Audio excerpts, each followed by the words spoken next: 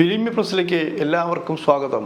സന്തോഷകരമായ വാർത്തയാണ്. 12 ദിവസം കൊണ്ട് 100 കോടി കവിഞ്ഞ പിള്ളേരുടെ സിനിമ എന്നാണ് പറയുന്നത്.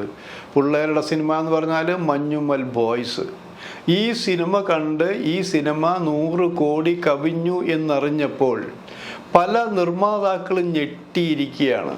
ഞെട്ടാൻ കാരണം എന്താണെന്നോ, ഈ ഒരു സംഭവ കഥ സിനിമയാക്കാൻ വേണ്ടി പല പ്രമുഖ നിർമ്മാതാക്കളെയും സമീപിച്ചതാണ്. അപ്പോഴൊക്കെ അവർ പറഞ്ഞു മമ്മൂട്ടിയാണോ മോഹൻലാലാണോ പൃഥ്വിരാജാണോ എന്നൊക്കെയാണ് ചോദിച്ചത്. അവരില്ലാതെ 10-20 കോടി രൂപ ചെലവഴിക്കാൻ ഞങ്ങൾക്ക് ഭ്രാന്തില്ല, ഈ പിള്ളേർക്ക് വേണ്ടി ഇത്രയും രൂപ ചെലവഴിക്കാൻ ഭ്രാന്തില്ല എന്ന് പറഞ്ഞ് പല നിർമ്മാതാക്കളും പിരിച്ചയച്ചതാണ് ഇവരെ എന്നാലേക്കണം ഈ പിള്ളേരെ. പിന്നീടാണ് ഈ കാലമെല്ലാം മാറി വഴി തിരിഞ്ഞ് ഇങ്ങനെ ഒരു ടീം വന്നതും ഈ സിനിമ ഉണ്ടായതും. ഈ സിനിമ ഉണ്ടായി 100 കോടി കവിയുമെന്ന് ആരും പ്രതീക്ഷിച്ചില്ല. അപ്പം എല്ലാവരും ഞെട്ടി നിൽക്കുകയാണ്. ഞെട്ടൽ മാറുന്നതിന് മുമ്പേ വേറൊരു കാര്യം ഉണ്ടായിരിക്കുന്നു. ഇനി ഇത്തരം സബ്ജക്റ്റുകൾ സിനിമയാക്കാനുള്ള ഒരുക്കത്തിലാണ് പലരും. അവിടെയാണ് നമുക്കുള്ള പിഴവുകൾ സംഭവിക്കുന്നത്. എന്താണ് ഈ മഞ്ഞുമ്മൽ ബോയ്സിൻ്റെ യഥാർത്ഥ കഥ എന്ന് നിങ്ങൾക്കറിയാം.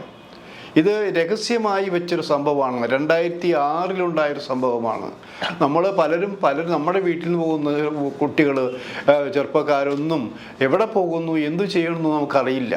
പക്ഷെ പിന്നീട് എപ്പോഴെങ്കിലും അവരുടെ വീരസാഹസിക കഥകൾ പറയുമ്പോഴാണ് അങ്ങനെയും ഉണ്ടായിട്ടുണ്ടോ എന്ന് നമ്മൾ ആലോചിക്കുക.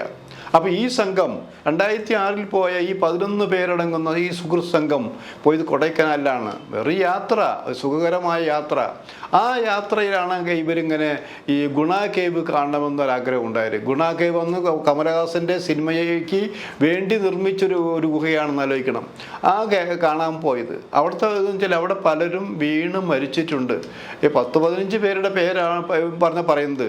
അപ്പോൾ രേഖയില്ലാതെ തന്നെ അതിലും കൂടുതൽ പേര് മരിച്ചിട്ടുണ്ടെന്നാണ് പറയുന്നത്. ഏതായാലും 100-ലധികം അടി താഴ്ചയുള്ളതാണ് ഈ കേവ്, ഗുണ കേവ് എന്നാണ്. ഈ സംഘത്തിൽ പോയ ഒരാൾ അവിടെ വീണു എന്നാണ് പറഞ്ഞിരിക്കുന്നത്.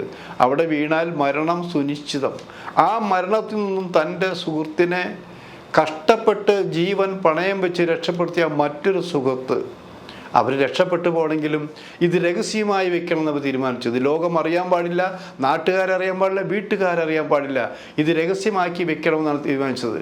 പിന്നെ കുറേ കാലം കഴിഞ്ഞിട്ടാണ് തമിഴ് പത്രങ്ങളിലൊക്കെ ഇതിൻ്റെ റിപ്പോർട്ടുകളെല്ലാം വന്നു. പിന്നെ അത് ചർച്ചയായി വന്നാലേക്കണം. പിന്നെ ഈ ചെറുപ്പക്കാരിൽ പല ഭാഗത്തും വലിയ ജോലി അന്വേഷിച്ച് പോയി വലിയ ഉദ്യോഗസ്ഥന്മാരായി ഇതങ്ങനെ കിടന്നു. പിന്നെ ഈ ഒരു സിനിമ രൂപം പ്രാപിച്ചപ്പോൾ ഈ പിള്ളേരുടെ സിനിമ എന്ന പേരിലാണത് അറിയപ്പെടുന്നത്. ഈ പടം റിലീസ് ചെയ്യുന്നത് വരെ ഈ സിനിമയ്ക്ക് യാതൊരു പ്രശസ്തിയും ഉണ്ടായില്ല എന്നാലോചിക്കണം. അങ്ങനെ അപ്പോൾ നിറഞ്ഞു നിന്നത് മമ്മൂട്ടി ബ്രഹ്മയുഗമാണ് നിറഞ്ഞു നിന്നിരുന്നത്. പിന്നീട് കുറേ പടങ്ങൾ ഒന്നെങ്കിലും പൊളിഞ്ഞു പോലീസായെങ്കിലും ഈ പടം നമ്മൾ നോക്കി നിൽക്കേ ഇങ്ങനെ പടക്കം പൊട്ടി പെട്ടെന്ന് കത്തിപ്പടർന്ന പോലെ ഇങ്ങനെ പടർന്നു പോയി എന്നാലോചിക്കണം. ഇപ്പം ഈ സിനിമ വിജയിച്ചു കൊണ്ടിരുന്നപ്പോൾ ചില അവകാശവാദവുമായി ചിലരൊക്കെ വന്നിട്ടുണ്ട്. അതായത് ഞങ്ങളുടെ പ്രിയപ്പെട്ട മലയാള സിനിമ, ഞങ്ങൾക്ക് ഇവരെ കുറിച്ച് അഭിമാനം എന്നൊക്കെയാണ് പറയുന്നത്. ഇപ്പോഴും കേരളത്തിലെ പല തിയേറ്ററുകളിലും ഈ സിനിമ പ്രദർശിപ്പിക്കുന്നില്ല എന്നാലോചിക്കണം. അപ്പോൾ ചോദിക്കും, ഈ സിനിമ ഇത്രയും 100 കോടിയിലെത്തിച്ചത് ആര്? ഈ സിനിമ ഇത്രയും പ്രശസ്തമാക്കിയത് ആര് എന്ന ചോദ്യം ചോദിക്കുമ്പോൾ നമുക്ക് പറയേണ്ടി വരും തമിഴ്നാട്ടുകാരാണെന്ന് പറയേണ്ടി വരും. തമിഴ്നാട്ടിൽ സിനിമയ്ക്ക് ഏരിയ കൂടുതലാണ്. തമിഴ്നാട്ടിലെ എല്ലാ തിയേറ്ററുകളിലും ഈ സിനിമ ഹൗസ്ഫുള്ളായി ഓടിക്കൊണ്ടിരിക്കുകയാണെന്ന് ആലോചിക്കണം.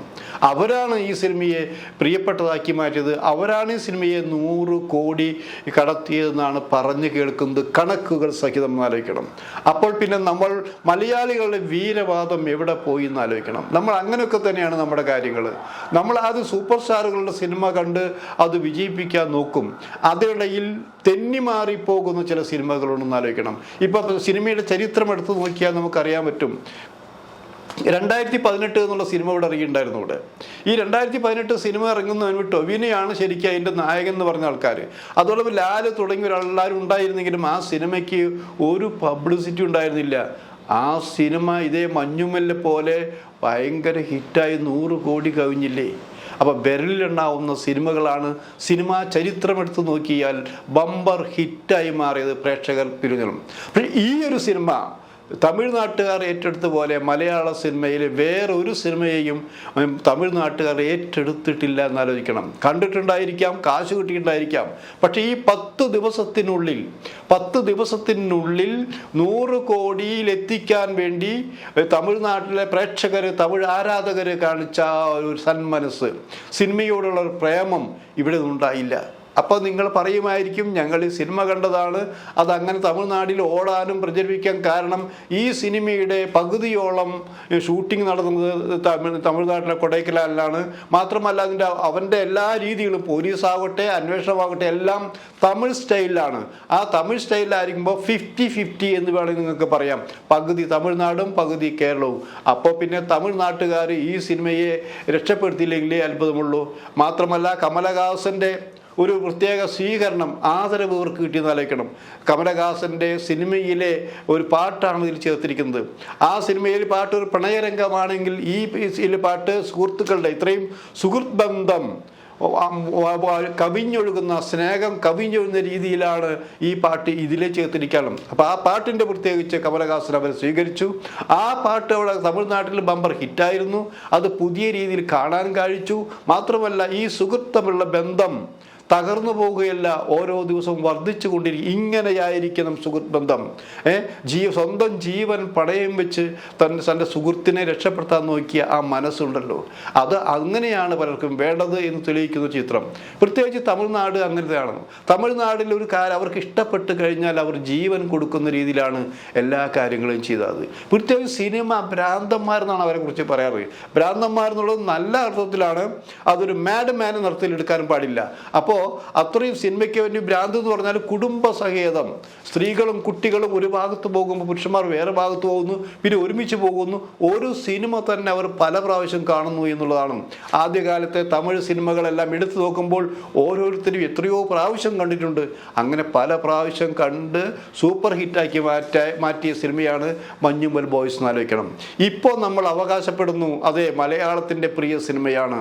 ഈ പുതിയ കുട്ടികളെ ആലോചിച്ച്, ഈ പുതിയ സിനിമയെ ആലോചിച്ച് നിങ്ങൾ അഭിമാനം കൊള്ളുന്നു എന്ന് പറയുമ്പോൾ നിങ്ങൾ അഭിമാനം കൊണ്ടോളൂ. ഇനിയാണ് നിങ്ങൾ ചെയ്യേണ്ടത്. തമിഴ്നാട്ടുകാർ ഇതുവരെ ചെയ്ത കാര്യങ്ങൾ നിങ്ങൾ ഇനി സിനിമയെ വീണ്ടും ഒരിക്കൽ കൂടി ഈ സിനിമയിലെ സൂപ്പർ ഹിറ്റാക്കാൻ വേണ്ടി നിങ്ങളുടെ വക, അതായത് ഒരു 200 കോടിയിലെത്തിക്കാൻ വേണ്ടി നിങ്ങൾക്ക് എന്തു ചെയ്യാൻ കഴിയൂ എന്നുള്ള ചോദ്യവും ചർച്ചവും മലയാള സിനിമയിൽ ചിലയിടങ്ങളിൽ വന്നു തുടങ്ങി എന്നുള്ളതാണ്. അപ്പം അതുകൊണ്ട് നമുക്ക് ചർച്ചയിലേക്ക് പോകാം. എന്താണ് ഈ സിനിമയുടെ പ്രത്യേകത? ഈ പ്രത്യേകത ആ 11 പേരും ഇപ്പോഴും ഇവിടെ ജീവിച്ചിരിക്കുന്നുണ്ട്. അവരിവിടെ വന്നിട്ടുണ്ട്. അവർ 11 പേരും ഈ സിനിമയിൽ അഭിനയിച്ചിട്ടുണ്ട്. ഇപ്പോഴും അവർ ഓരോ ചാനലുകളിലും തങ്ങളുടെ അനുഭവങ്ങൾ പങ്കിട്ടുകൊണ്ടിരിക്കുന്നു.